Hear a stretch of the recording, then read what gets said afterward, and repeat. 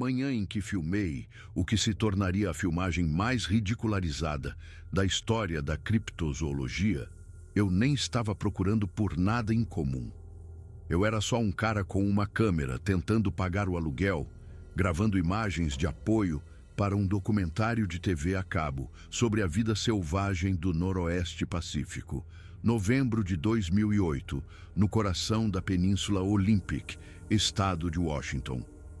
A neblina pairava tão densa entre os abetos Douglas que eu mal conseguia enxergar uns 10 metros à frente. Minhas botas estavam encharcadas pelo orvalho da manhã, e lembro de ter pensado que deveria ter usado as impermeáveis, aquelas que minha ex-namorada tinha me dado antes de tudo desmoronar entre a gente. Eu tinha 42 anos e já sentia que meus melhores anos tinham ficado para trás. 20 anos em cinematografia de vida selvagem me deram uma reputação decente, mas não muito mais que isso. Nenhuma poupança que se preze. Um apartamento de um quarto em Seattle que eu mal conseguia pagar. Uma filha na faculdade que ligava talvez uma vez por mês, se eu tivesse sorte. Eu havia filmado de tudo, de ursos cinzentos no Alasca a lobos em Yellowstone, e nada disso tinha me deixado famoso ou rico, só cansado. A produtora do documentário me contratou para conseguir imagens do Alce de Roosevelt. Eles queriam cenas do amanhecer, daquelas em que a luz atravessa as árvores em feixes dourados e faz tudo parecer mágico. Eu estava de pé desde as 4 da manhã, posicionado perto de um prado, onde os alces gostavam de pastar. Meu tripé estava firme em uma pequena elevação com vista para uma trilha de caça que cortava a vegetação rasteira. A neblina começou a se dissipar por volta das 7. Eu podia ver minha respiração no ar frio. Em algum lugar à distância, um corvo grasnou e outro respondeu. A floresta estava acordando e eu estava com o dedo no botão de gravar, esperando os alces aparecerem. Eles nunca vieram. Em vez disso, ouvi algo se movendo na vegetação à minha esquerda. Passos pesados, mas não era o andar cuidadoso de um cervo ou as passadas macias de uma puma. Era algo andando ereto, algo que não se importava em ser ouvido. Virei a câmera na direção do som, mantendo-a firme por puro instinto profissional, mesmo com o coração começando a disparar. O que emergiu da neblina não era um alce, não era um urso, não era nada para o qual eu tivesse um nome. A criatura tinha pelo menos uns 2,30 metros de altura, coberta por um pelo castanho avermelhado escuro que parecia quase cobre onde a luz da manhã o tocava. Os ombros eram impossivelmente largos, como um jogador de futebol americano com ombreiras por baixo de um casaco de pele. A cabeça assentava em um pescoço grosso, sem queixo discernível, com um rosto que parecia preso em algum lugar entre um primata e um homem.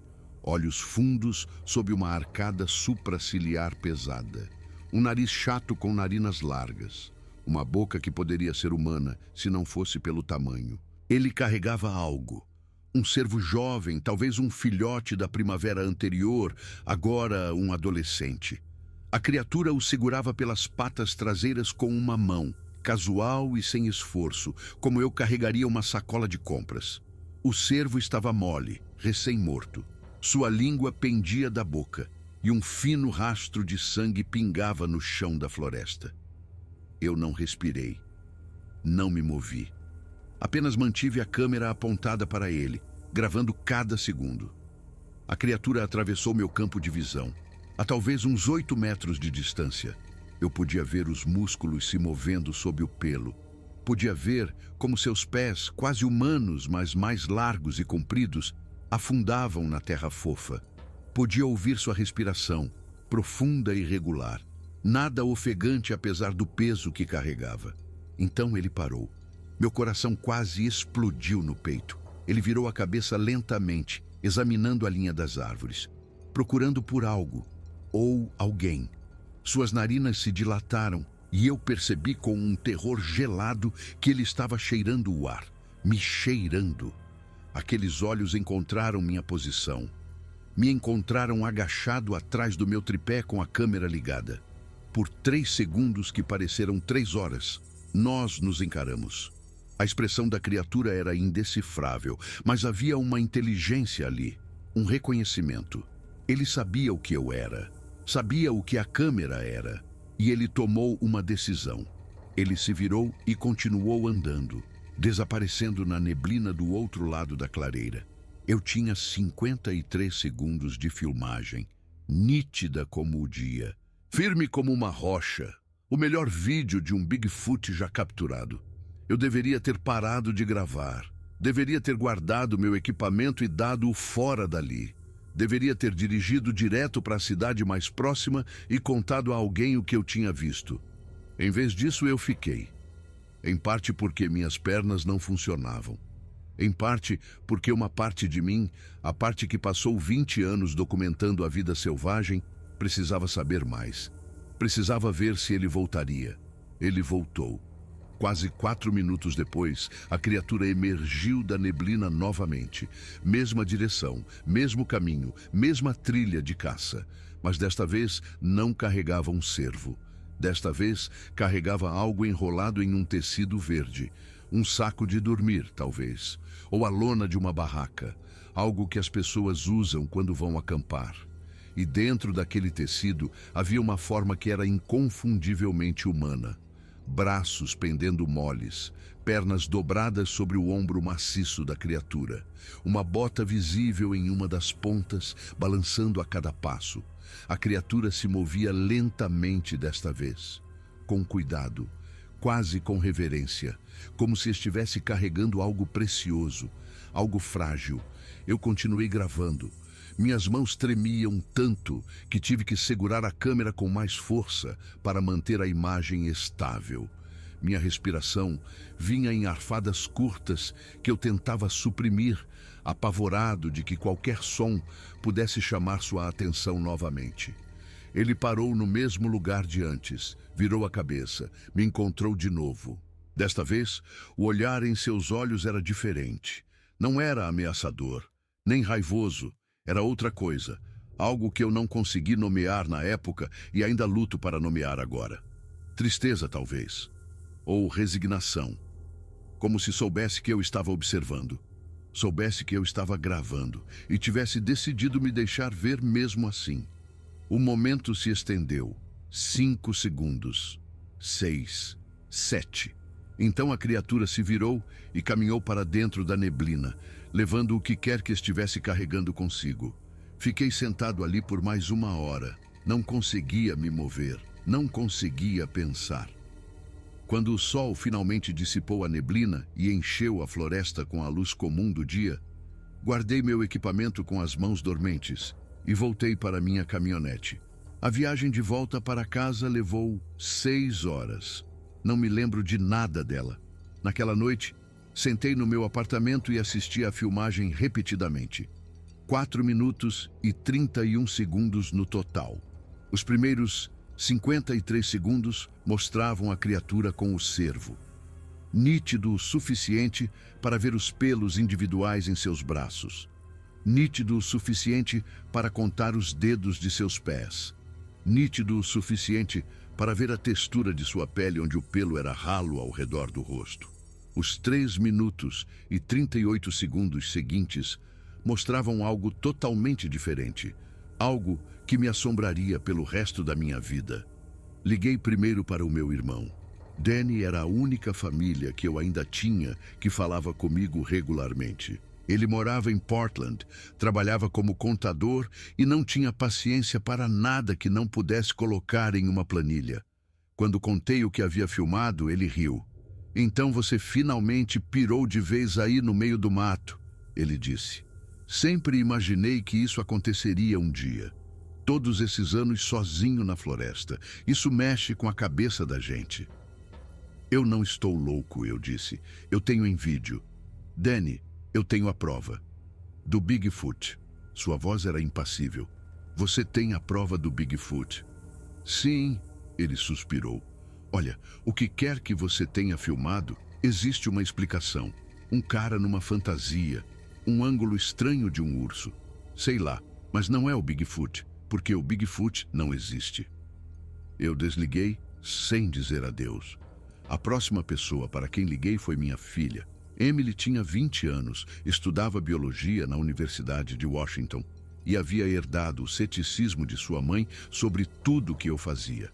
Mas ela atendeu no terceiro toque, o que era mais do que eu geralmente conseguia. Pai, o que foi? Não foi nada. É que eu filmei uma coisa hoje. Uma coisa importante. O quê? Tipo, uma puma? Você sempre disse que queria filmar uma. Não uma puma. Outra coisa. Algo que ninguém nunca filmou antes. Houve uma pausa. Pai, você tá bem? Sua voz tá estranha. Estou ótimo. Melhor que ótimo. Emily, eu filmei um Bigfoot, um de verdade, na floresta Olympic. Tenho mais de 4 minutos de filmagem e é nítida como o dia. Isso vai mudar tudo. Outra pausa, mais longa desta vez. Quando ela falou de novo, sua voz era cuidadosa. Pai, acho que você devia dormir um pouco. Quem sabe ligar para o Dr. Hernandez de manhã, aquele que a mamãe te fez procurar depois do divórcio. Eu não preciso de um terapeuta. Preciso que você acredite em mim. Eu não posso acreditar numa coisa dessas, pai. Não é real. Essas coisas não são reais. Vem ver a filmagem. Vem no meu apartamento e assiste comigo. Depois me diz que não é real. Tenho aula amanhã e um grupo de estudos e... Ela parou. Olha, eu te ligo no fim de semana, tá bom? A gente pode conversar sobre isso então. Mas, por favor, não faz nenhuma loucura. Não posta na internet nem nada. Só espera, por mim. Eu disse a ela que esperaria, mas eu estava mentindo. 3 dias depois, eu subi os primeiros 53 segundos na internet.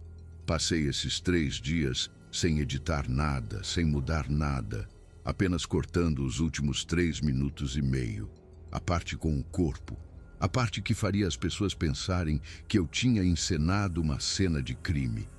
A parte que traria a polícia e investigadores e perguntas que eu não poderia responder. Eu mantive essa parte trancada em um disco rígido separado, escondido no meu armário, atrás de caixas de equipamento fotográfico antigo. Ninguém jamais veria. Ninguém jamais saberia. Os primeiros 53 segundos eram suficientes. Imagens nítidas de um primata desconhecido. Evidência científica de uma espécie que não deveria existir. Isso faria minha carreira. Isso provaria para todos. Danny, Emily, minha ex-esposa, todos que já duvidaram de mim, que eu não era louco, que eu tinha valor, que minha vida tinha significado alguma coisa. O vídeo viralizou em horas. No final do primeiro dia, tinha 3 milhões de visualizações. No final do segundo dia, estava no noticiário. No final da primeira semana, tinha sido analisado, dissecado e desmentido por todo especialista que conseguiu aparecer na frente de uma câmera. O figurinista de Hollywood que disse que conseguia ver a costura no pelo. O primatologista que afirmou que o comprimento do braço estava errado para qualquer animal real. O professor de física que calculou que o andar da criatura era impossível para um organismo bípede daquele tamanho. O artista de efeitos especiais que fez um vídeo ponto a ponto mostrando como ele poderia ter criado a mesma filmagem com uma roupa de borracha e boa iluminação. Nenhum deles esteve lá. Nenhum deles o viu respirar, o viu se mover, viu aqueles olhos se fixarem nos meus com uma inteligência que nenhuma fantasia poderia forjar. Mas eles tinham credenciais e eu não tinha nada além de um vídeo que era bom demais para ser verdade. Essa se tornou a frase que todos usavam. Bom demais para ser verdade. Como se a nitidez fosse evidência de fraude. Como se 20 anos de experiência profissional me tornassem mais suspeito em vez de mais crível. Como se a única filmagem de Bigfoot que valesse a pena acreditar tivesse que ser tremida e distante e impossível de analisar. A produtora do documentário que me contratou ligou 1 semana depois que o vídeo viralizou. Eles estavam cancelando meu contrato. Não podiam ser associados a alguém que perpetrava farsas, disseram. Isso prejudicaria a reputação deles. Tentei explicar que não era uma farsa. Eles disseram que já tinham ouvido isso antes, de todo farsante que já tentou passar uma fantasia por evidência de um críptido. Então eles desligaram e meu telefone nunca mais tocou. Outras empresas pararam de retornar minhas ligações. Os poucos amigos que eu tinha na indústria se distanciaram. Meu senhorio começou a perguntar quando eu poderia pagar o aluguel, e eu não tinha boas respostas. 6 meses depois que subi o vídeo, eu estava quebrado. Tinha vendido a maior parte do meu equipamento só para pagar o aluguel. Meu apartamento, já pequeno, parecia uma prisão. Toda vez que eu saía, sentia que as pessoas estavam me encarando, me reconhecendo como o cara do Bigfoot, o farsante, o mentiroso. Emily parou de ligar. Às vezes eu via suas postagens nas redes sociais, fotos dela em festas e grupos de estudo e jogos de futebol, vivendo uma vida que não me incluía. Quando eu tentava entrar em contato, ela respondia com mensagens de uma palavra. Tudo bem, ocupada, depois. Danny ligou uma vez, uns 3 meses depois. Eu te vi no Jimmy Kimmel, ele disse. Fizeram um quadro inteiro sobre o seu vídeo. Tinham um cara numa fantasia de gorila recriando. Foi bem engraçado. Não foi uma piada. Eu sei que você acredita nisso. Mas você precisa aceitar que cometeu um erro. Quanto antes você admitir que foi uma farsa, mais rápido poderá seguir em frente. Arranjar um emprego normal. Recomeçar. Não vou admitir uma coisa que eu não fiz.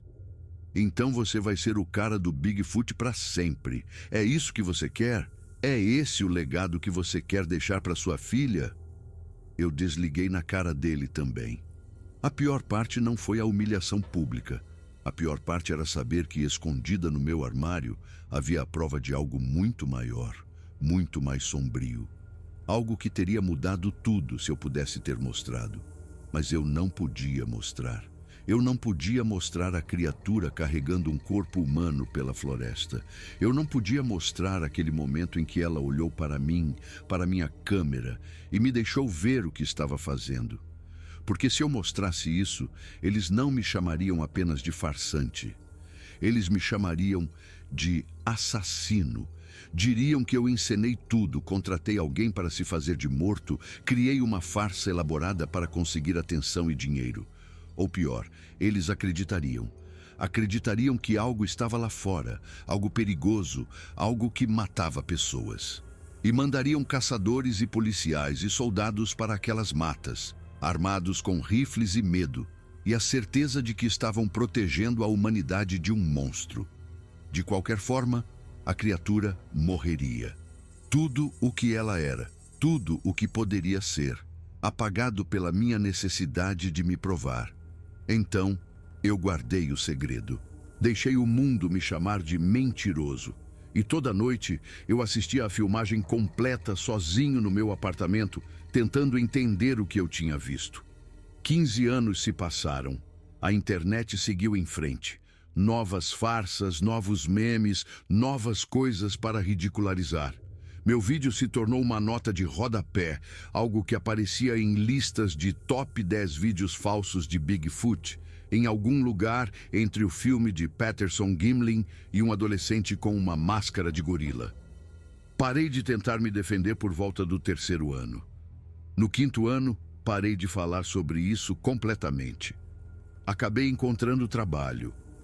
Vigia de segurança em um galpão de transportadora nos arredores de Seattle. Turno da noite. Sozinho na maior parte do tempo, observando monitores que mostravam corredores e docas de carga vazios. O salário mal dava para pagar uma kitnet num bairro ruim, mas era estável. E ninguém lá sabia ou se importava com quem eu era. Fiz 57 anos no mesmo apartamento para o qual me mudei depois de perder o antigo. Comemorei sozinho com um jantar de micro-ondas e um documentário sobre lobos que eu havia filmado 20 anos antes, na época em que meu nome em um projeto significava alguma coisa. Emily havia se casado 3 anos antes. Não fui convidado para o casamento, mas Danny me mandou uma foto. Ela estava linda de branco, ao lado de um homem que eu nunca conheci, cercada por pessoas que não eram eu. Guardei a foto na carteira mesmo assim. O disco rígido com a filmagem completa permaneceu no meu armário, acumulando poeira. Às vezes, tarde da noite, quando o sono não vinha, eu pensava em destruí-lo, esmagá-lo com um martelo, queimá-lo em uma lata de lixo atrás do meu prédio, acabar com a tentação de uma vez por todas. Mas eu nunca consegui. Aquela filmagem era a única prova de que eu não tinha enlouquecido, a única evidência de que o que eu vi era real.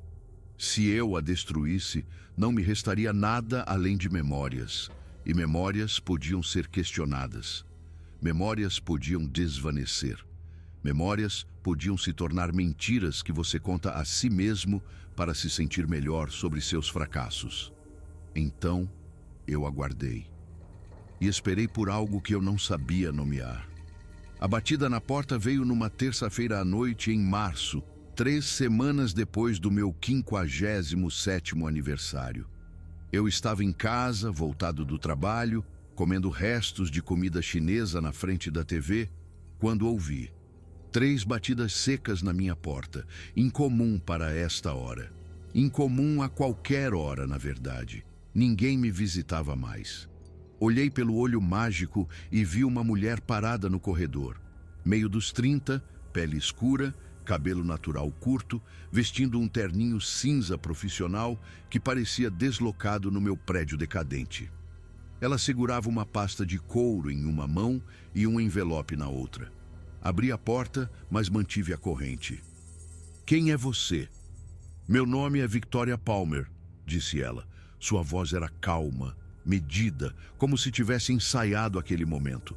"Sou uma investigadora particular trabalhando para as famílias de Andrea Powell, James Whitfield e Robert Nakamura. Posso entrar?" Os nomes não significavam nada para mim. Balancei a cabeça. "Eu não conheço essas pessoas." Não conheceria.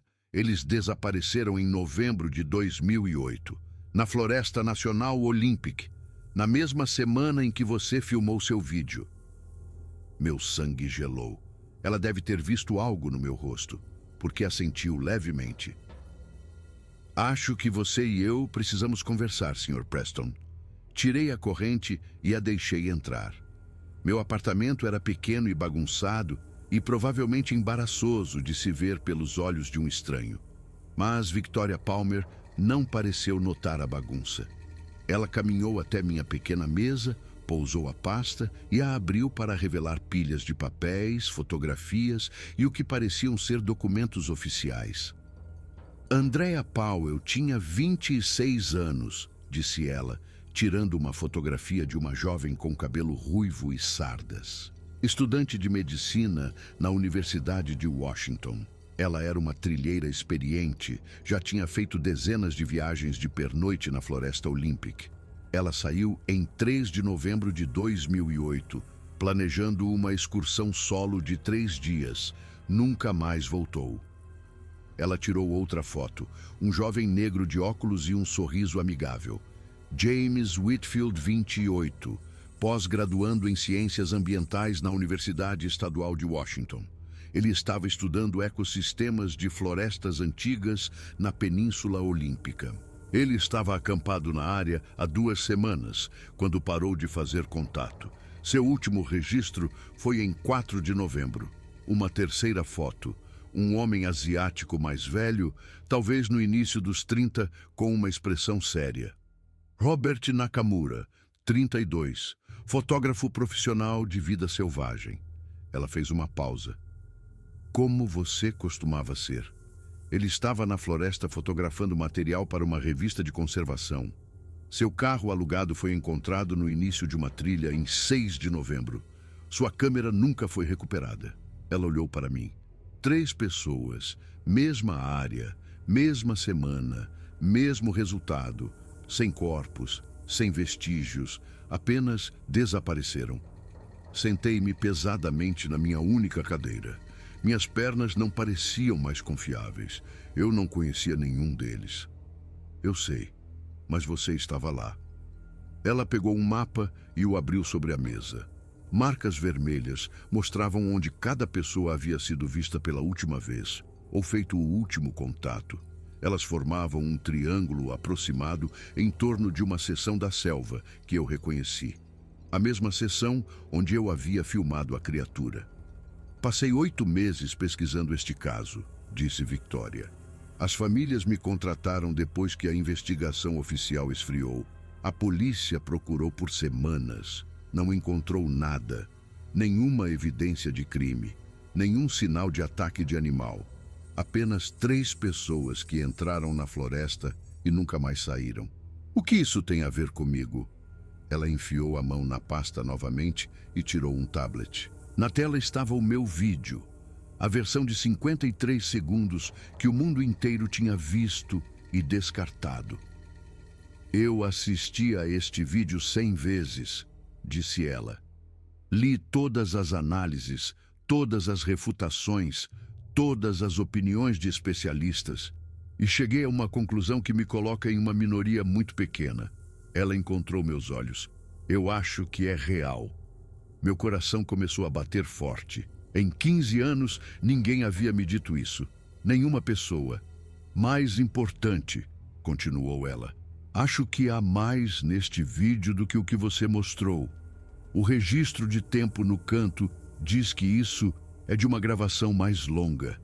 As propriedades do arquivo confirmam. Você cortou algo. Algo que aconteceu depois que a criatura se afastou com aquele cervo. Ela pousou o tablet. Preciso saber o que mais você viu, Sr. Preston, porque acho que pode explicar o que aconteceu com aquelas 3 pessoas. Eu poderia ter mentido. Poderia ter dito a ela que não havia mais nada, que o vídeo completo era apenas mais floresta vazia, que eu o cortei por questões de tempo. Ela poderia ter acreditado em mim. Poderia ter ido embora e me deixado sozinho com meu segredo por mais 15 anos. Mas eu estava cansado. Meu Deus, como eu estava cansado. Cansado de carregar isso sozinho. Cansado de ser a única pessoa que sabia a verdade.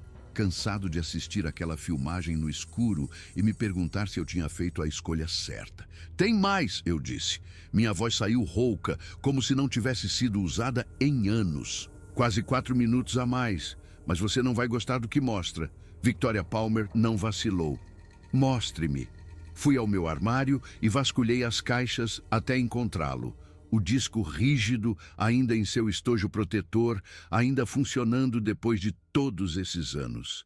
Levei-o ao meu laptop e o conectei com as mãos trêmulas. O arquivo carregou. Movi o controle deslizante para além dos primeiros 53 segundos, para além da criatura com o servo, para a parte que eu nunca havia mostrado a ninguém.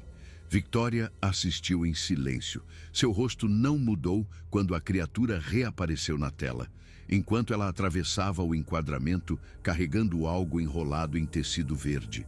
Quando parou, virou-se e olhou diretamente para a câmera com aqueles olhos terríveis e conhecedores. Quando acabou, ela se recostou. Isso é uma pessoa, disse ela baixinho. Isso é um corpo humano. Eu sei. E você nunca contou a ninguém. Para quem eu contaria? A polícia? Eles teriam pensado que eu encenei. As famílias teriam exigido respostas que eu não tinha. O público? Eu ri amargamente. O público achou que eu era uma fraude por mostrar 53 segundos de uma criatura carregando um cervo. Você consegue imaginar o que eles teriam dito se eu tivesse mostrado isso? Victoria ficou em silêncio por um longo momento. Então, ela pegou outro documento de sua pasta. A impressão de uma notícia, datada de 2 semanas atrás. Um trilheiro encontrou algo no mês passado, disse ela. A uns 25 quilômetros de onde você filmou isso. Um sistema de cavernas nas montanhas que ninguém sabia que existia. Ele entrou procurando o abrigo de uma tempestade e encontrou isto. O artigo mostrava uma fotografia do que parecia ser um santuário.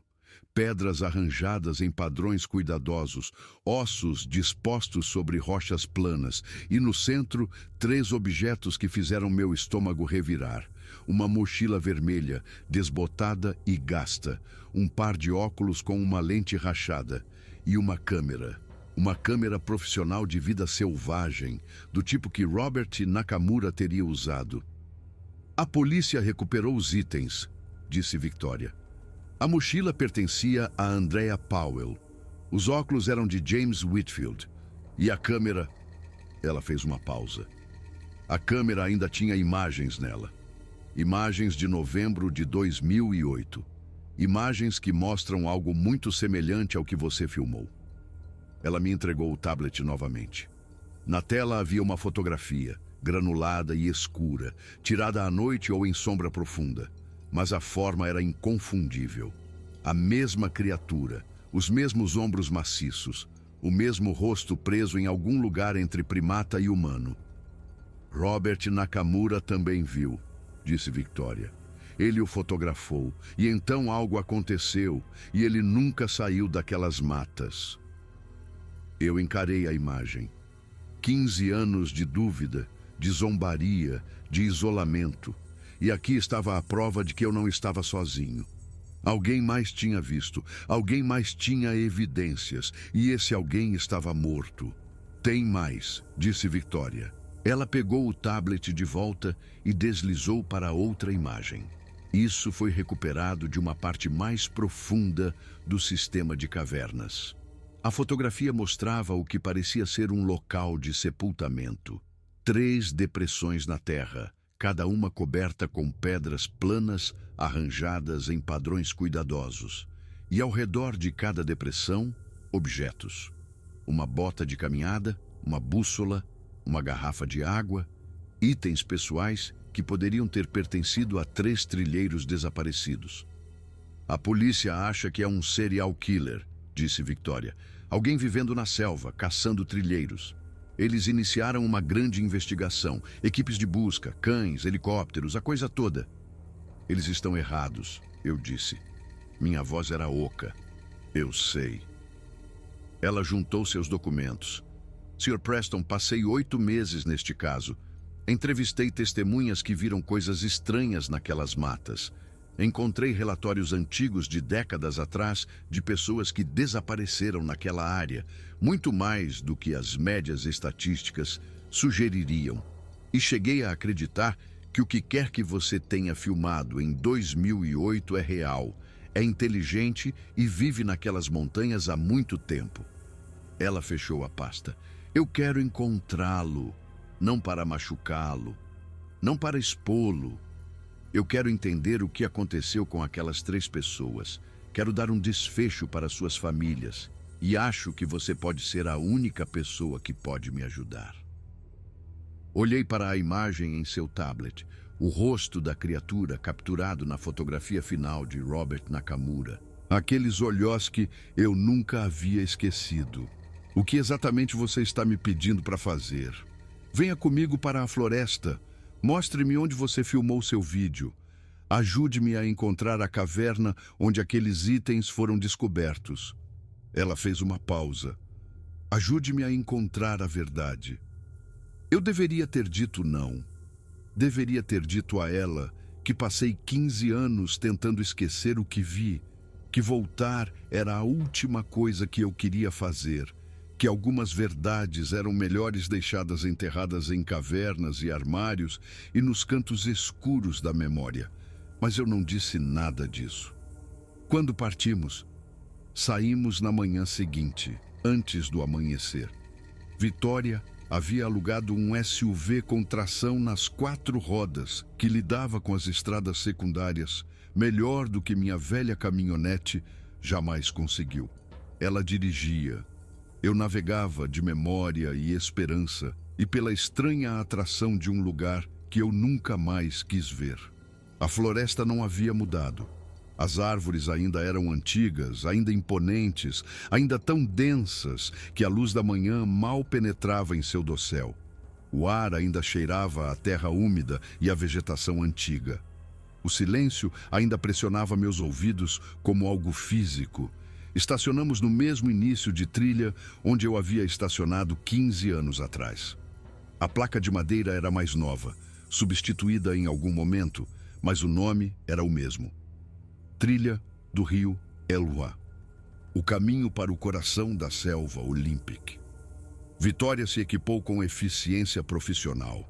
Ela tinha uma câmera, um aparelho de GPS, um telefone via satélite, spray de urso e uma pequena pistola que ela prendeu ao cinto sem comentários. Eu tinha pegado emprestado botas um número maior e uma jaqueta um número menor. Eu não fazia nada parecido com isso há mais de uma década. O local onde eu filmei, eu disse, fica a umas 3 horas de caminhada. Se vamos para a caverna onde encontraram aqueles itens, precisamos ir mais 2 horas além disso, subindo para as elevações mais altas. Victoria assentiu. Mostre-me. A caminhada foi brutal. Minhas pernas se lembravam dos movimentos, mas meu corpo havia esquecido o esforço. Em 1 hora, eu estava suando apesar do frio. Em 2 horas, meus pulmões estavam queimando e meus joelhos ameaçavam ceder. Mas eu continuei. Algo me impulsionava para a frente, além da dor e da fadiga, em direção ao lugar onde tudo havia mudado. Chegamos à clareira por volta do meio-dia. A neblina tinha ido embora desta vez, substituída por um sol fraco que se filtrava por entre as árvores. O prado parecia menor do que eu me lembrava. A trilha de caça por onde a criatura havia caminhado estava coberta de mato, mal visível após 15 anos de recuperação da floresta. Mas eu conhecia o lugar, podia senti-lo em meus ossos. Era aqui que eu estava, eu disse, apontando para uma pequena elevação na borda da clareira. A criatura veio dali. Apontei para a esquerda e caminhou para lá. Apontei para a direita, nas 2 vezes. Victoria pegou seu GPS e marcou a localização. Então ela pegou sua câmera e começou a filmar. Você vê algo diferente? Ela perguntou. Algo que não estava aqui antes? Olhei ao redor. As árvores eram as mesmas. A vegetação rasteira era a mesma. A trilha de caça era tênue, mas ainda rastreável. E então eu vi algo. Ali, eu disse, apontando para uma árvore do outro lado da clareira. Aquilo não estava aqui antes. Esculpido na casca, mais ou menos na altura dos meus olhos, havia um símbolo. 3 linhas se cruzando em um ponto, formando algo que parecia uma flecha rudimentar.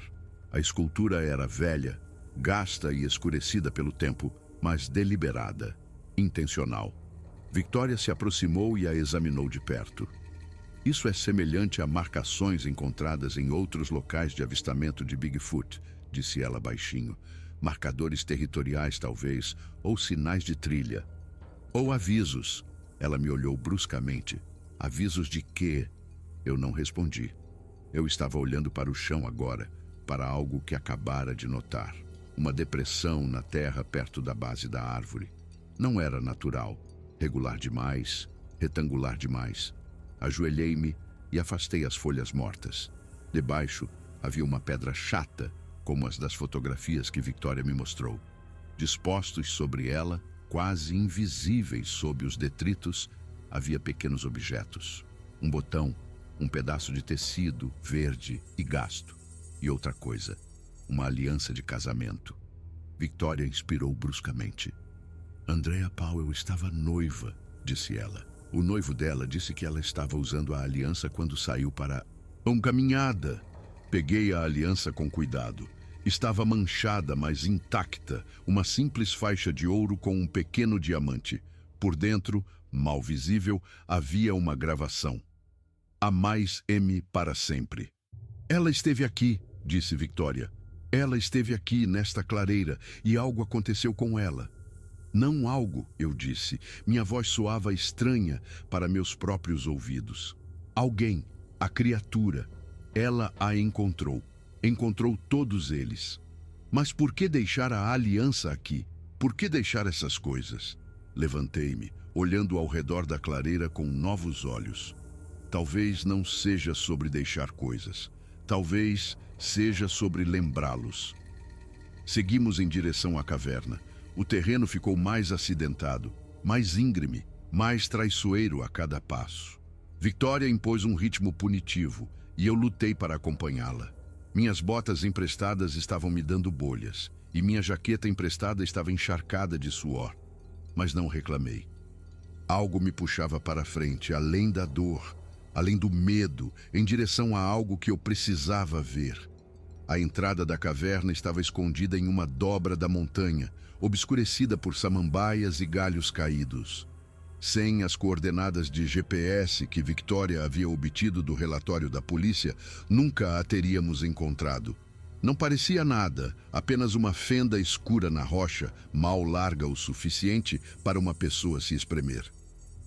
A polícia revistou esta caverna, disse Victoria, pegando sua lanterna. Eles removeram os artefatos e documentaram tudo, mas estavam procurando por evidências de um criminoso. Humano. Eles não estavam procurando pelo quê? Pelo que quer que realmente viva aqui. Ela acendeu a lanterna e se moveu em direção à entrada. Segurei o braço dela. Espere.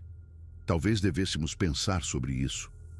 O que quer que esteja aí dentro, o que quer que tenha feito aqueles locais de sepultamento, vive nesta floresta há sabe-se lá quanto tempo. Matou pelo menos 3 pessoas que sabemos. E você quer entrar na casa dele? Victoria me olhou com uma expressão que não consegui decifrar. Passei 8 meses tentando encontrar respostas para aquelas famílias. 8 meses de becos sem saída, pistas falsas e barreiras. Esta é a vez que cheguei mais perto da verdade. Ela fez uma pausa. Você passou 15 anos carregando um segredo que quase te destruiu. Você não quer saber de verdade? Eu não tinha uma resposta para isso. Nós entramos. A caverna era apertada no início, tão estreita que tivemos que nos virar de lado para passar. A rocha estava fria e úmida contra meus braços. O ar cheirava a terra e a outra coisa.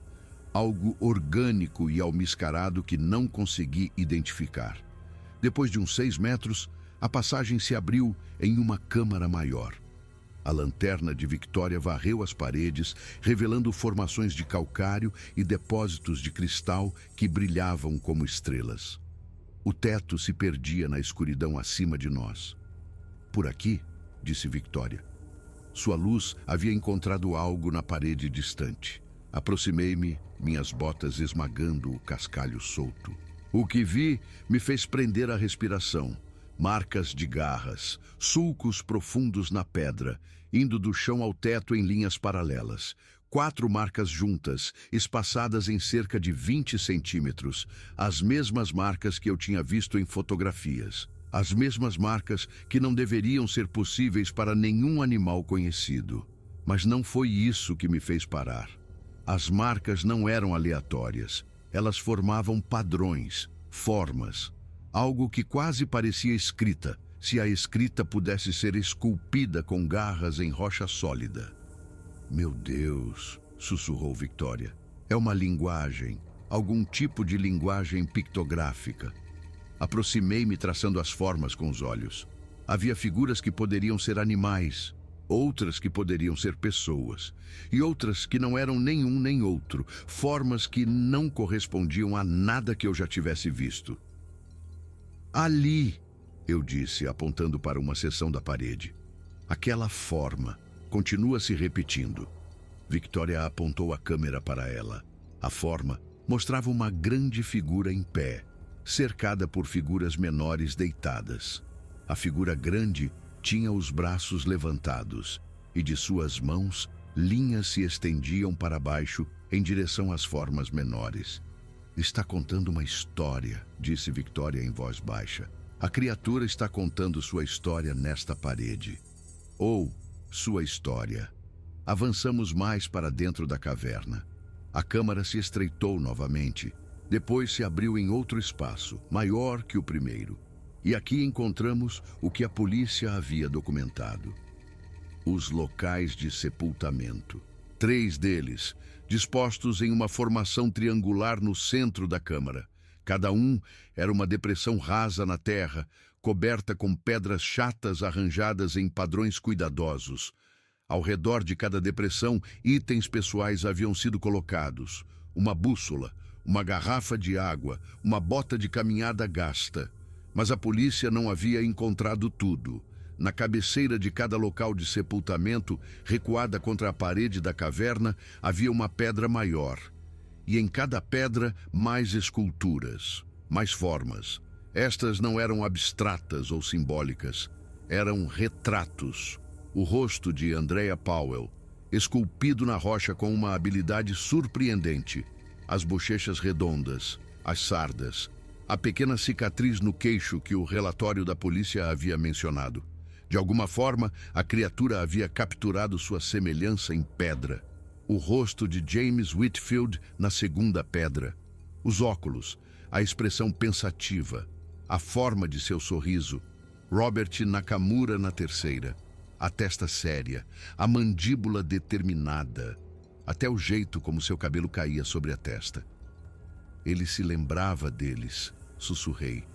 Ele esculpiu seus rostos para se lembrar deles. Victoria estava fotografando tudo, sua câmera clicando rapidamente no silêncio. Esta não é a sala de troféus de um serial killer, disse ela. Isto é um memorial, um santuário, ou um cemitério. A mesma coisa, talvez, para algo assim. Ficamos ali por um longo tempo, olhando para os rostos de 3 pessoas que haviam entrado nesta floresta e nunca mais saído. 3 pessoas cujas famílias passaram 15 anos se perguntando o que aconteceu. 3 pessoas que foram encontradas no final por algo que não deveria existir. Então, ouvimos o som. Um rugido baixo, profundo e ressonante, vindo de algum lugar mais profundo na caverna. Não um rosnado, não uma ameaça. Outra coisa. A mão de Victoria foi para sua arma. Eu agarrei seu pulso. Não, eu disse. Não sabemos o que é isso. Sim, sabemos. O rugido veio de novo, mais perto desta vez. E com ele, um movimento na escuridão além dos feixes de nossas lanternas. Algo grande, algo se aproximando. Desliguei minha lanterna. Depois de um momento, Victoria fez o mesmo. Na escuridão, esperamos. Os passos eram pesados, mas cuidadosos, como algo que aprendera a se mover silenciosamente por esses espaços, apesar de seu tamanho. Eu podia ouvir a respiração agora, profunda e lenta, e aquele mesmo cheiro almiscarado ficou mais forte. Então, no brilho fraco de minerais luminescentes no teto da caverna, eu o vi. A criatura estava parada na entrada da câmara, a talvez 10 metros de distância. Parecia mais velha do que a que eu filmei 15 anos atrás. Mais grisalha ao redor do rosto e dos ombros. Mais curvada, mas inconfundivelmente da mesma espécie. A mesma combinação impossível de primata e humano. Os mesmos olhos fundos que capturavam a pouca luz que havia e a refletiam de volta para nós. Ele não se moveu, apenas ficou ali nos observando, observando o que havíamos encontrado.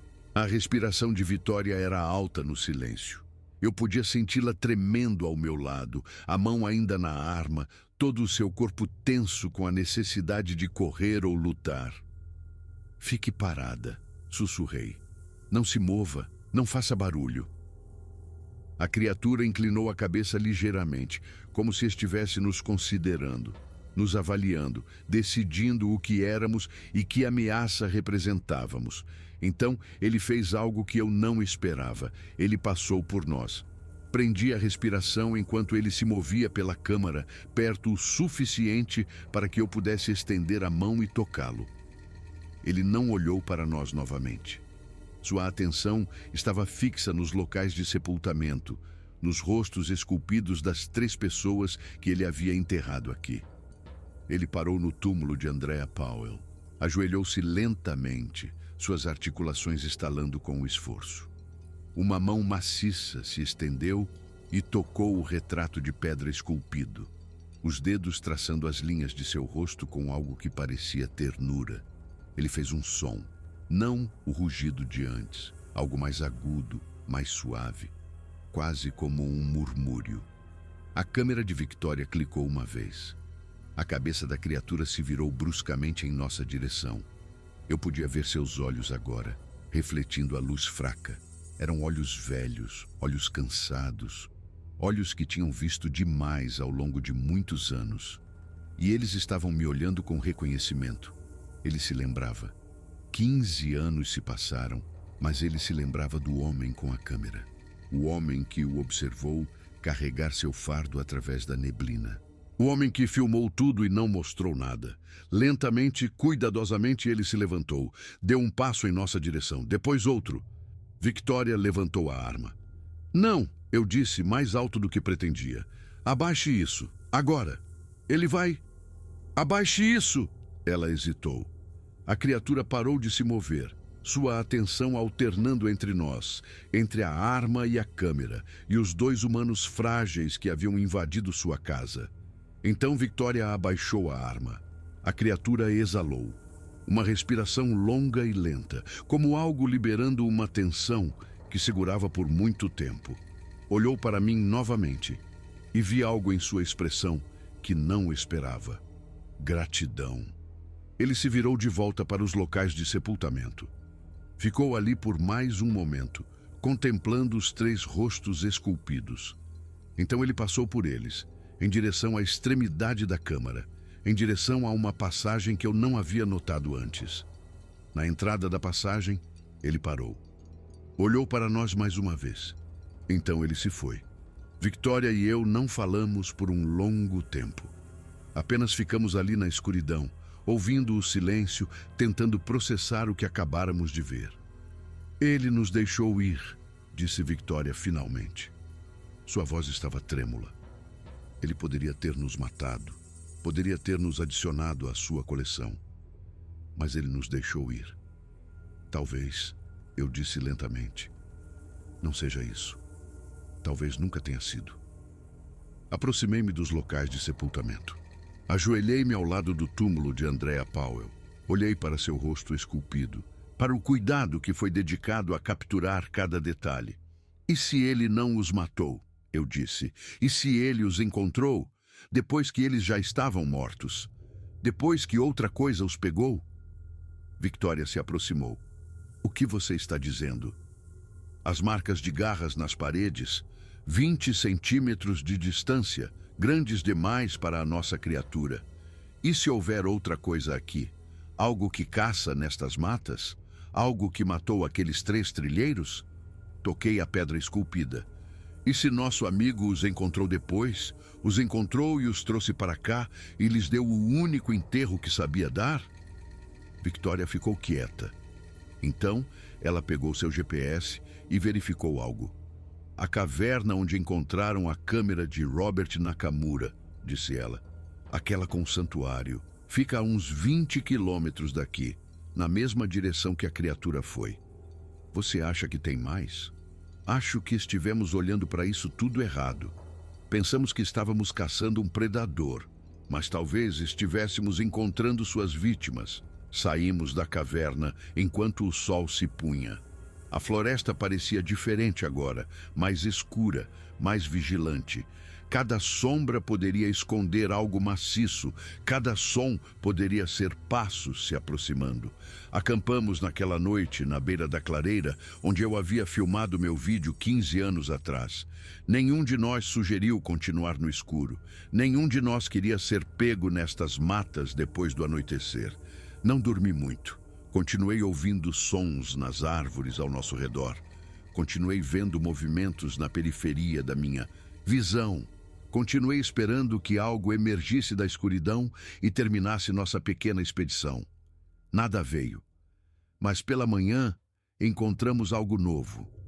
3 pedras, empilhadas cuidadosamente na beira do nosso acampamento. Elas não estavam lá quando montamos. Não estavam lá quando fiz meu turno de vigia às 2 da manhã. Mas agora, elas estavam ali na luz da manhã, perfeitamente equilibradas, cada uma menor que a de baixo. Victoria as fotografou de todos os ângulos.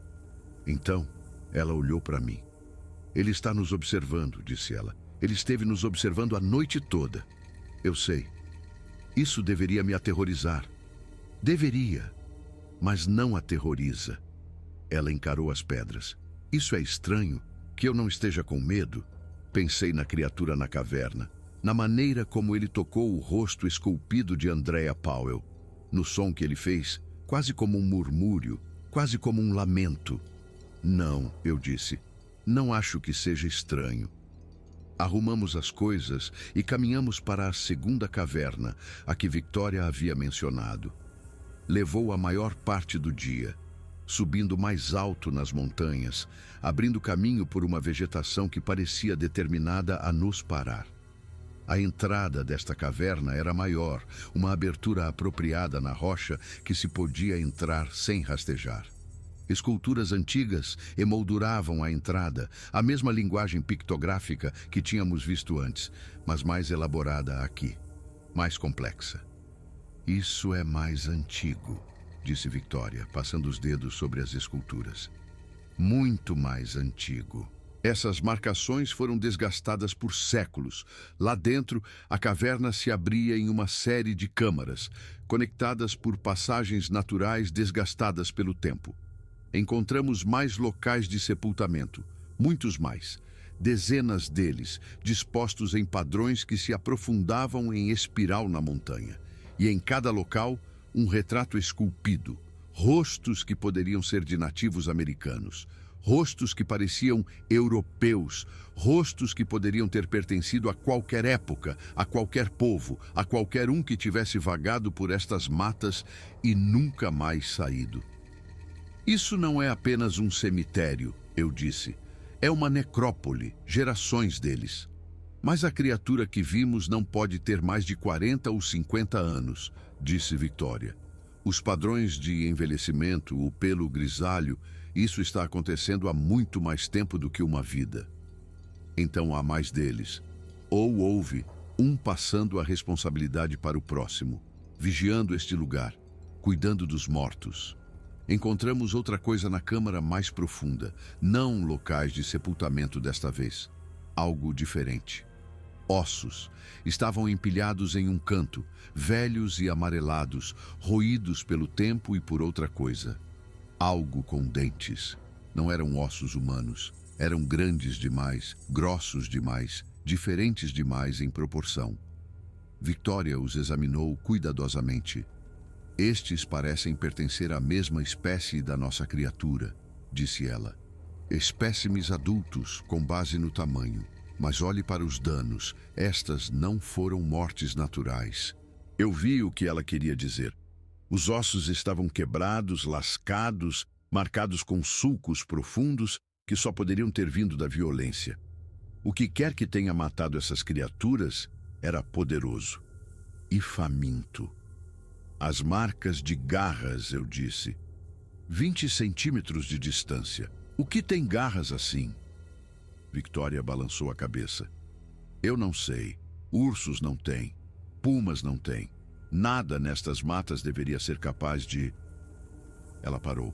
De algum lugar mais profundo na caverna, além da pilha de ossos, além das câmaras que não havíamos explorado, veio um som. Não o rugido baixo que tínhamos ouvido antes. Este era diferente. Mais agudo, mais estridente. Como algo gritando de muito longe. Victoria agarrou meu braço. Precisamos ir. Não corremos, mas nos movemos rápido. De volta pelas câmaras, passando pelos locais de sepultamento, pela entrada esculpida, para a luz do dia que se esvaía. Não paramos até estarmos a 100 metros da boca da caverna, ofegantes, olhando para a escuridão que havíamos deixado para trás. O que foi aquilo? Ofegou Victoria. Eu não sei. Poderia estar relacionado às marcas de garras, a coisa que matou aqueles... Eu não sei. Ficamos ali, observando a entrada da caverna. Nada emergiu. Mas a sensação de estar sendo observado, de estar sendo avaliado, havia retornado mais forte do que antes. Desta vez, não parecia protetora, parecia faminta. Caminhamos de volta para o início da trilha, o mais rápido que pudemos, superando o cansaço e o medo, não parando até chegarmos ao SUV de Victoria. O sol estava se pondo quando saímos do estacionamento e nenhum de nós falou até estarmos de volta à estrada principal. Precisamos relatar isso, disse Victoria finalmente. Os locais de sepultamento, as esculturas, tudo o que encontramos. As famílias merecem saber. E dizer a eles o quê? Que seus entes queridos foram enterrados por um Bigfoot? Que eles estão em cavernas nas montanhas Olympic há 15 anos, cuidados por uma criatura que não deveria existir? É a verdade. A verdade destruiu minha vida uma vez. Não tenho certeza se quero passar por isso de novo. Victoria dirigiu em silêncio por um tempo. Então ela disse: e a outra coisa? As marcas de garras, os ossos, o som que ouvimos naquela caverna mais profunda. O que tem? Outra coisa está lá fora, algo que tem matado essas criaturas. Algo que também pode estar matando trilheiros, pode ter matado Andrea e James e Robert antes que nossa criatura os encontrasse. Talvez. Se isso for verdade, as pessoas não merecem saber? Não deveríamos avisá-las? Pensei sobre isso. Pensei na criatura tocando o rosto esculpido de Andrea Powell. Pensei nas pedras empilhadas em nosso acampamento. Pensei na maneira como ele me olhou naquela caverna, me reconhecendo de 15 anos atrás, escolhendo nos deixar ir. A criatura, eu disse lentamente, nossa criatura, ela tem protegido essas matas por muito tempo, enterrando os mortos, vigiando. Talvez isso seja o suficiente. Suficiente para quê? Suficiente para confiar que o que quer que esteja lá fora, ela está lidando com isso, à sua maneira, sem nós. Victoria não respondeu. Ela apenas continuou dirigindo, voltando para a cidade, para telefones e computadores e todas as ferramentas do mundo moderno que de repente pareciam muito pequenas e muito insignificantes. Eu nunca mais vi Victoria Palmer depois daquela noite. Ela me deixou no meu apartamento sem entrar. Trocamos números de telefone e endereços de e-mail. Prometemos manter contato, descobrir o que fazer com tudo o que havíamos aprendido. Mas ela nunca ligou, nunca escreveu, nunca apareceu na minha porta com novas evidências ou novas perguntas. Tentei contatá-la algumas vezes nos meses seguintes. O telefone dela ia para a caixa postal. O e-mail dela retornava. Quando procurei o nome dela online, não encontrei nada. Nenhum site, nenhuma rede social, nenhum registro de que ela já existiu. Às vezes, me pergunto se ela voltou para a floresta. Se encontrou suas respostas em algum lugar naquelas cavernas antigas. Se encontrou outra coisa. Mas, na maior parte do tempo, tento não pensar nisso. O disco rígido com minha filmagem ainda está no meu armário. Nunca o destruí. Nunca subi o vídeo completo. Nunca mostrei a ninguém o que vi naquela manhã, 15 anos atrás. Os 53 segundos que arruinaram minha vida continuam sendo a única parte daquela filmagem que o mundo verá. Tenho 62 anos agora. Ainda trabalho como segurança no galpão. Ainda moro sozinho no meu pequeno apartamento. Ainda vou levando dia a dia, ano a ano, carregando um segredo que fica mais pesado a cada estação. Emily ligou no mês passado, primeira vez em quase 3 anos. Ela está grávida, disse ela. Uma menina. Ela queria saber se eu gostaria de fazer parte da vida da minha neta. Eu disse que sim, claro. Mas me pergunto às vezes que tipo de avô eu posso ser. Que histórias posso contar a uma criança sobre um mundo onde criaturas como essa existem? Onde as florestas guardam segredos mais antigos que a humanidade? Onde a verdade nunca é tão simples quanto as histórias que contamos a nós mesmos? Talvez eu conte a ela sobre as matas um dia. Sobre a criatura que caminhou através da neblina, carregando seu fardo, olhando para mim com olhos que continham mais tristeza do que eu já vi. Sobre a caverna onde os mortos dormem, sob retratos esculpidos, cuidados por algo que não deveria existir, mas existe. Ou talvez eu apenas conte a ela sobre os alces. sobre os lobos e os ursos e todas as maravilhas comuns da floresta que são mágicas o suficiente, sem adicionar monstros à mistura. Ainda não decidi. Na semana passada, algo aconteceu que me fez pensar em tudo isso de novo. Eu estava voltando do trabalho por volta das 2 da manhã, cansado e dolorido, e pronto para dormir. Meu apartamento estava escuro, como sempre o deixo, mas algo parecia diferente. Errado de alguma forma, de um jeito que eu não conseguia explicar. Acendi a luz. Na minha mesa da cozinha, onde como meus jantares de micro-ondas e bebo meu café barato, 3 pedras estavam em uma pilha arrumada. Pequenas, lisas, perfeitamente equilibradas. Elas não estavam lá quando saí para o trabalho. Meu coração começou a bater forte. Verifiquei as janelas, todas trancadas, a porta ainda trancada. Nenhum sinal de arrombamento, nenhum sinal de que alguém esteve lá dentro. Mas as pedras estavam lá, inegáveis, reais. Peguei a de cima, estava fria e lisa na minha palma. Na parte de baixo, esculpido na superfície com algo afiado, havia um símbolo. O mesmo símbolo que eu tinha visto na árvore na clareira. 3 linhas se cruzando em um ponto, formando uma flecha. Ou talvez uma direção, um sinal apontando para um lugar onde eu não estive. Um lugar que eu estava evitando por 15 anos. Sentei-me à minha mesa e encarei as pedras por um longo tempo. O apartamento estava silencioso ao meu redor. A cidade dormia, alheia à estranheza que havia invadido minha vida pequena e tranquila. Eu poderia voltar. Era isso que as pedras estavam dizendo. Voltar para a floresta. De volta às cavernas. De volta à criatura que se lembrava de mim depois de todos esses anos. Ou eu poderia ficar aqui, no meu apartamento, na minha rotina, na segurança de um mundo onde coisas assim não existem. A escolha era minha. Coloquei a pedra de volta na pilha, apaguei a luz, fui para a cama, mas não dormi. Fiquei ali no escuro, pensando em passos na neblina, em olhos que continham mais tristeza do que quaisquer olhos humanos que eu já vi, em 3 trilheiros desaparecidos enterrados sob retratos esculpidos, cuidados por algo que não deveria ser real. E pensei em Emily, na minha neta, crescendo dentro dela, esperando para nascer em um mundo cheio de maravilhas e terrores e segredos mais antigos que o tempo. Talvez eu volte um dia.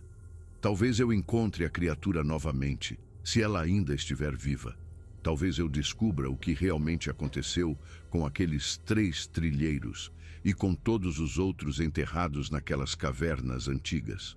Ou talvez eu apenas fique aqui com minhas pedras e minhas memórias, carregando o peso do que eu sei, até que eu seja velho demais para carregar qualquer coisa. De qualquer forma, a verdade permanece. Algumas coisas neste mundo são maiores que a prova, maiores que a fama, maiores que toda a vindicação que eu um dia desejei.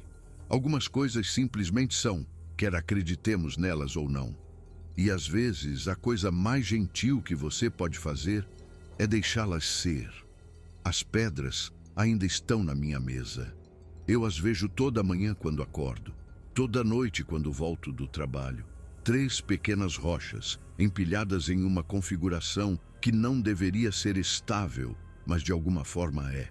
Uma mensagem de algo antigo, um lembrete de que não fui esquecido. Em alguns dias, isso é o suficiente. Eu não contei esta história a ninguém antes, nem para Emily, nem para Danny, nem para as pessoas aleatórias que encontro na minha rotina diária que não têm ideia de quem eu sou ou do que eu vi. O mundo ainda pensa que eu sou o cara da farsa do Bigfoot, o fraudador, a piada. Deixe que pensem. Mas se você está lendo isso, seja quem for, quero que saiba a verdade. Não por mim, não por vindicação ou prova ou qualquer uma das coisas que eu tanto quis um dia, apenas para que mais alguém saiba. Existem coisas nas antigas florestas do Noroeste Pacífico que não catalogamos, não estudamos, nem começamos a entender. Elas estão lá há séculos, nos observando expandir para seu território, se adaptando à nossa presença, se escondendo nos espaços que não nos damos ao trabalho de olhar. Não são monstros, não são demônios, não são as criaturas aterrorizantes dos filmes de terror e histórias de fogueira. São outra coisa, algo mais antigo, algo que se lembra de nós mesmos quando os esquecemos. E às vezes, quando um trilheiro desaparece naquelas matas profundas, quando as equipes de busca voltam de mãos vazias e as famílias ficam se perguntando: há uma caverna em algum lugar nas montanhas onde essa pessoa descansa, onde seu rosto está esculpido em pedra, onde algo antigo vigia seus ossos, lamentando-os à sua maneira, lembrando-se deles quando ninguém mais pode. Não é o final que alguém escolheria, mas também não é nada. E para as 3 pessoas que desapareceram em novembro de 2008, para Andrea Powell e James Whitfield e Robert Nakamura, espero que isso seja um pequeno consolo. Espero que eles saibam que não foram esquecidos. Espero que saibam que não estão sozinhos. A história não termina de verdade, claro. Histórias como esta nunca terminam. Elas apenas continuam nos espaços entre o conhecido e o desconhecido, nas sombras na beira da luz da fogueira, na floresta onde as árvores antigas se erguem e observam e esperam. Mas para mim, por enquanto, é aqui que vou deixá-la, com 3 pedras na minha mesa, com uma criatura nas montanhas, com uma verdade em que ninguém acredita. Isso é o suficiente, tem que ser o suficiente. Eu voltei à floresta mais uma vez. Aconteceu 6 meses depois que Victoria desapareceu, em uma manhã fria no início de outubro que me lembrava demais o dia em que tudo começou. Eu não planejei, não arrumei as malas com cuidado, nem disse a ninguém para onde estava indo. Apenas acordei um dia com a certeza de que tinha que voltar, entrei no meu carro e dirigi. O início da trilha estava diferente desta vez. Um novo estacionamento havia sido construído, maior e pavimentado, com placas informativas sobre segurança da vida selvagem e condições da trilha. O Parque Nacional Olympic vinha recebendo mais visitantes, segundo as notícias, mais interesse em trilhas na natureza, mais pessoas querendo escapar da cidade e encontrar algo real.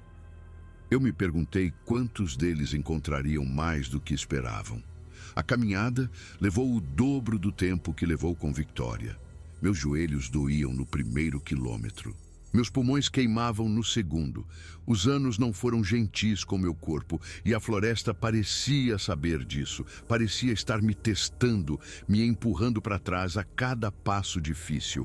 Mas eu continuei, por entre as árvores antigas com seus galhos cobertos de musgo, passando pelo prado onde os alces costumavam pastar.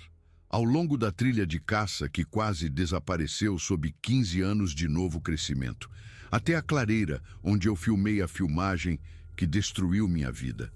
Parecia a mesma. A luz era diferente, dourada de outono em vez de prateada de manhã, mas a forma do espaço estava inalterada.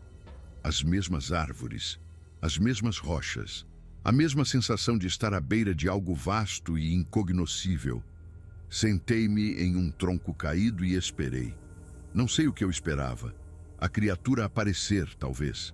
Sair das árvores mais uma vez e me reconhecer, um último reencontro entre 2 seres que compartilharam um momento que mudou tudo. Mas a floresta estava quieta, sem passos, sem movimento na vegetação rasteira, apenas o vento nos galhos e o chamado distante dos pássaros e o ritmo constante da minha própria respiração. Esperei por horas, o sol se moveu pelo céu, projetando sombras cada vez mais longas através das árvores. Minhas pernas ficaram dormentes de tanto sentar, minhas costas doíam, mas eu não me movi. Quando a luz finalmente começou a desaparecer, eu sabia que tinha que fazer uma escolha. Ir mais fundo, para as cavernas onde os mortos estavam enterrados, onde algo havia gritado na escuridão. Ou ir para casa, de volta ao meu apartamento, meu trabalho e minha vida tranquila. Eu escolhi ir para casa. Mas antes de sair, construí algo. 3 pedras, empilhadas cuidadosamente na base da árvore, onde o símbolo esculpido apontava para a mata. Uma mensagem que eu não tinha certeza se alguém entenderia. Um gesto que talvez não significasse nada para ninguém além de mim. Então, voltei para o meu carro, dirigi para casa e tentei esquecer. 3 semanas depois, recebi um pacote pelo correio. Sem endereço de remetente, sem bilhete dentro, apenas uma pequena caixa de madeira esculpida à mão com símbolos que reconheci das paredes da caverna, e dentro dela uma única pena. Era cinza e maciça, mais comprida que meu antebraço, diferente de qualquer pena de pássaro que eu já tinha visto. A haste era grossa e resistente, as barbas finas e macias.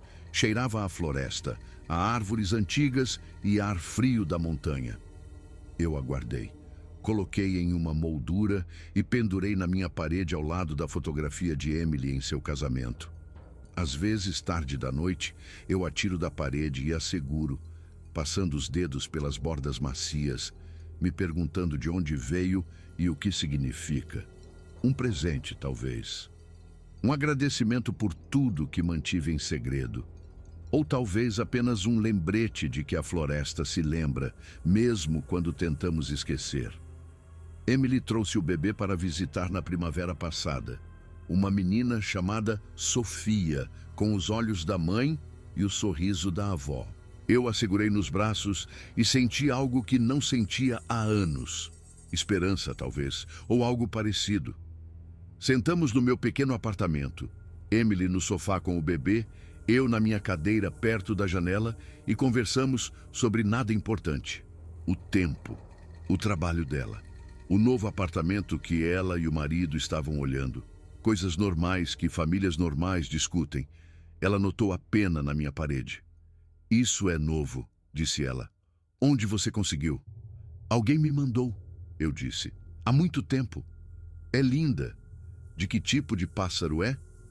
Olhei para a pena, para a sua maciez cinza, para a forma como a luz incidia nas barbas finas e as fazia brilhar.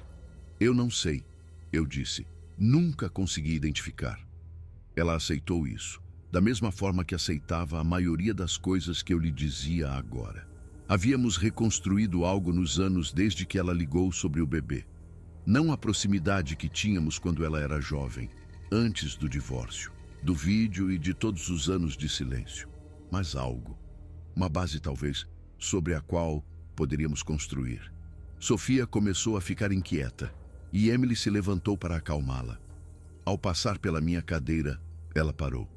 Pai, disse ela, eu nunca pedi desculpas por não acreditar em você. Olhei para ela. O quê? O vídeo, a filmagem do Bigfoot. Eu deveria ter... Ela balançou a cabeça. Eu estava com tanta vergonha, com medo do que as pessoas diriam se soubessem que meu pai era o cara que afirmava ter filmado um monstro. Eu escolhi ser normal em vez de ser sua filha. Emily, deixe-me terminar. Eu estava errada. Mesmo que o vídeo não fosse real, mesmo que você estivesse enganado sobre o que viu, você precisava que eu acreditasse em você. E eu não acreditei. Deixei você sozinho quando você mais precisava de alguém. Ela piscou para conter as lágrimas. Me desculpe, pai, sinto muito. Levantei-me e a abracei, com cuidado para não esmagar o bebê entre nós. Está tudo bem, eu disse. Foi há muito tempo. Não está tudo bem, mas eu quero consertar as coisas. Quero que a Sofia conheça o avô dela. O verdadeiro você, não as histórias que as pessoas contam. Afastei-me e olhei para ela. Minha filha, já adulta, segurando seu próprio filho, fazendo as pazes por feridas que eu havia parado de tentar curar anos atrás. Obrigado, eu disse. Foi tudo o que consegui dizer. Ela sorriu. Era o sorriso de sua mãe, mas com algo meu também. Me conte sobre isso um dia, disse ela. A história real, tudo o que você viu. Eu quero saber. Talvez eu conte, eu disse. Um dia. Ela partiu naquela noite, de volta para sua vida, sua família, Seu mundo que não incluía criaturas na neblina ou cavernas cheias de mortos enterrados. Fiquei na minha janela e observei o carro dela desaparecer na rua e senti algo mudar dentro de mim. Algo que estava congelado por 15 anos finalmente começando a derreter. Pensei em contar tudo a ela, a filmagem completa, o corpo no tecido verde, Victoria Palmer e as cavernas e os rostos esculpidos, e a criatura que me olhou com olhos cheios de uma tristeza antiga. Talvez eu contasse um dia, quando Sofia fosse mais velha, quando Emily estivesse pronta, quando eu pudesse encontrar as palavras para coisas que não têm palavras, ou talvez eu guardasse para mim, como guardei por tanto tempo. Deixaria a verdade viver e morrer comigo, da maneira que algumas verdades devem fazer. Olhei para a pena na minha parede, para as 3 pedras ainda na minha mesa coletadas daquela última viagem à floresta, para todos os pequenos lembretes de um mundo que a maioria das pessoas nunca verá. A floresta guarda seus segredos, sempre guardou, sempre guardará. E talvez seja assim que deva ser, mas às vezes, tarde da noite, quando a cidade está quieta e a escuridão do lado de fora da minha janela parece mais profunda do que o normal, penso em voltar mais uma vez. Não para encontrar evidências ou respostas ou um desfecho, apenas para ficar na clareira onde tudo começou e sentir o peso de todos aqueles anos. Para ver se algo mudou, para dizer adeus talvez, ou olá, ou nada. Apenas para estar lá, apenas para lembrar. A última coisa que quero te contar é esta. 3 meses após a visita de Emily, recebi outro pacote. O mesmo tipo de caixa, os mesmos símbolos esculpidos. Mas desta vez, quando o abri, encontrei algo diferente. Um pequeno disco de pedra, liso e chato, com uma escultura de um lado. Reconheci a técnica. As mesmas linhas cuidadosas que vi nos retratos na caverna. A mesma atenção aos detalhes. A escultura era um rosto, meu rosto, não perfeito, não exato, mas perto o suficiente para não haver engano. Meu nariz, minha mandíbula, meus olhos, a cicatriz na minha bochecha de um acidente de infância. Tudo representado em pedra por algo que não deveria existir. Fiquei olhando para ele por um longo tempo. Toquei-o com os dedos trêmulos. Senti seu peso na minha palma. Uma mensagem, um reconhecimento, uma forma de dizer: eu também me lembro de você. Não sei se a criatura ainda está viva.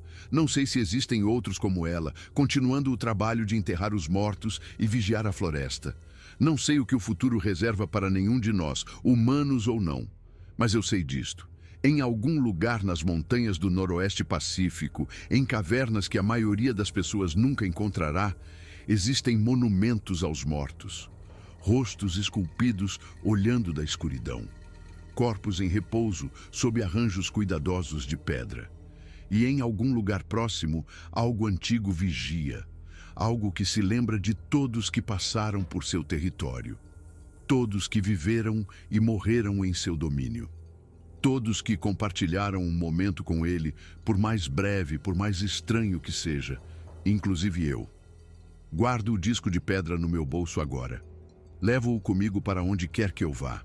Um talismã contra a dúvida que ainda surge às vezes. Um lembrete de que o que eu vi foi real, que não estou louco, que a verdade existe, quer alguém acredite nela ou não. O mundo ainda me chama de fraude. Ainda usa meu vídeo como exemplo de como é fácil forjar evidências do impossível. Ainda ri do homem que afirmou ter filmado um monstro e arruinou sua vida no processo. Deixe que riam. Eu sei o que eu vi. Eu sei o que está lá fora. E sei que em algum lugar, em uma caverna no fundo das montanhas, há um espaço sendo preparado. Um túmulo esperando para ser preenchido. Um retrato esperando para ser esculpido. Não para mim, ainda não. Tenho anos pela frente, espero. Netos para conhecer, histórias para contar, vida para viver. Mas um dia Quando minha hora chegar, gosto de pensar que a floresta se lembrará de mim, que alguém encontrará meus ossos e lhes dará um descanso apropriado, que meu rosto se juntará a todos os outros naquelas paredes antigas, olhando para a escuridão, fazendo companhia aos mortos. Não é o final que eu teria escolhido quando tinha 42 anos, era ambicioso e tinha certeza de que a fama e o reconhecimento eram as coisas que valiam a pena desejar. Mas é um final. E para um homem que passou 15 anos como uma piada, isso é mais do que eu jamais esperei ter. As pedras ainda estão na minha mesa. A pena ainda está pendurada na minha parede. O disco ainda repousa no meu bolso, liso e frio contra minha perna. Lembretes, mensagens, promessas. Algumas coisas são maiores que a prova, maiores que a crença, maiores que toda a vindicação do mundo. Algumas coisas simplesmente são. Isso, no final, é o suficiente.